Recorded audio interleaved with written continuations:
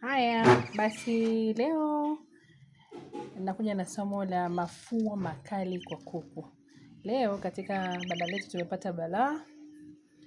Of course ni tangu juzi tumepata balaa la mafua makali ya kuku. Kuku wetu wamepata mafua mpaka wamevimba macho. Sasa leo nataka niwape tiba. Nimewapa tiba ya kwanza, huduma ya kwanza hapo nimetumia dawa za hospitali, lakini pia nitatumia na dawa na huduma za kienyeji ambazo ninazijua. Nimeanza kuwapa dawa za hospitali kwa sababu za kitaalam, kwa sababu wako ni wagonjwa sana. Wana mafua makali kiasi kwamba unaona wamefunga macho, lakini huyu ukimwangalia macho yake yamevimba kabisa, haoni. Na kuna mwingine yuko hapa, hebu nisaidie kumtoa. Huyu ukimcheki yeye ameanza kuumwa, hivyo tunamuwai.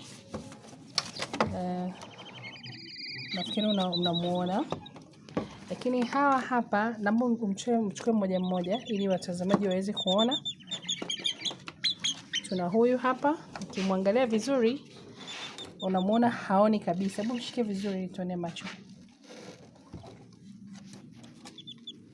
Ukimwangalia vizuri unamuona haoni kabisa, macho yake yamevimba, yamefunga, haoni. Na wenzake ni hawa hapa. Huyu macho yake yameanza kuvimba lakini anafungua, naye ni mgonjwa. Ukimwangalia na mwenzake huyu naye haoni, amevimba macho, anaumwa. Hapa walipo tayari tumeshawapa huduma ya kwanza, ambapo tumewapa dawa ya mafua makali pamoja na vitamin. Sasa tunataka kuwasaidia. Tumewapa vitamin supplement. Hizi hapa unaiona. Hii ni nzuri sana, ambapo unachanganya kwenye maji yao ya kunywa. Lakini pia tumewapatia na dawa hii hapa, ambayo na yenyewe ina maelezo yake. Ni dawa nzuri sana. Unawapa kijiko kilichojaa cha sukari ambacho unakiweka katika maji lita 3, ukichanganya na hiyo vitamin unawapa. Sasa kuku wanapokuwa amevimba macho hivi, maana yake ni kwamba anakuwa haoni, hivyo inakuwa ni vigumu kupata chakula. Mwanzoni wakati wameanza kufa nilikuwa najiuliza sana, lakini baada ya kufanya research nimegundua kwamba kinachowaua zaidi sio flu bali ni njaa. Kwa sababu anakuwa haoni, hawezi kwenda kwenye chakula.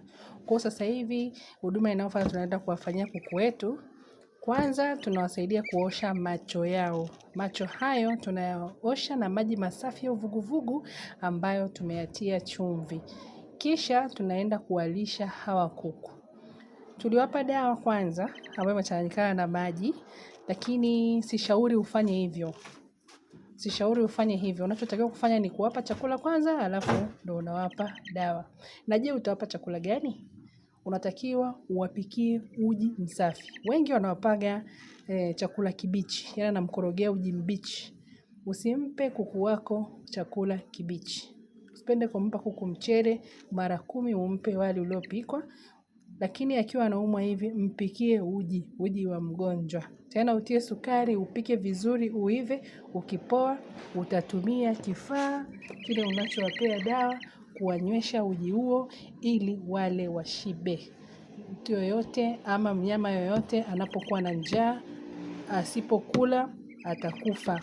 Kwa hiyo umeshawapatia dawa, hakikisha unawapa chakula cha kutosha ambacho ndio uji huo. Na utaendelea kuwahudumia hivyo asubuhi, mchana na jioni mpaka watakapopata nafuu.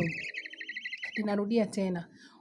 Mpe chakula kwanza, huo uji uliopika, kisha ndio umpatie dawa.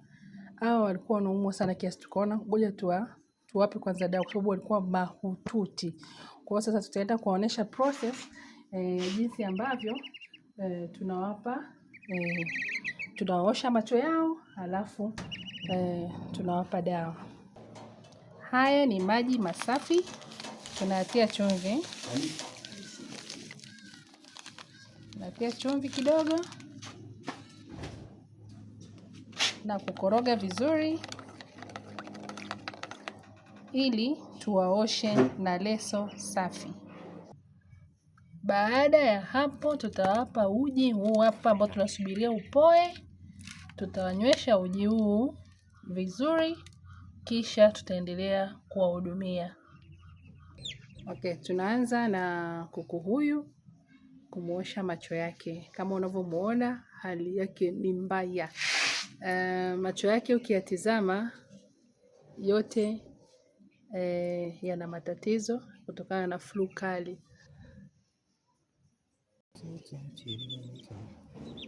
Taratibu.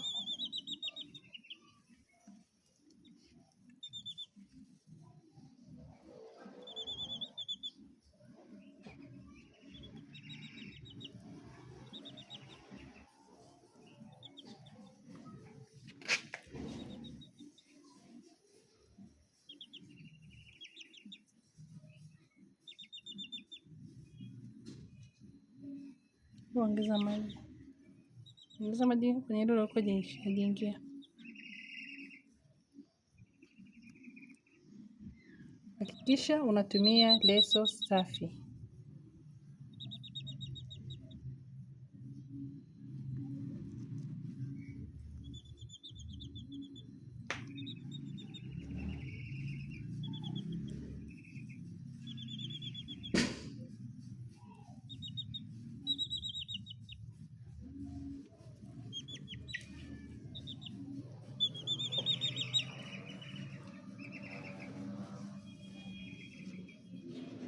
Na hakikisha unapomnawisha ugusi mboni ya jicho lake.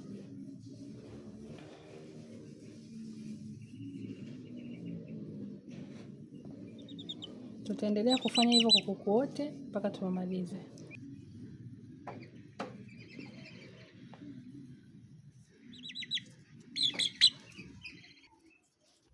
Tunatumia chombo hichi kuvutia uji ili tuweze kuwalisha wagonjwa wetu.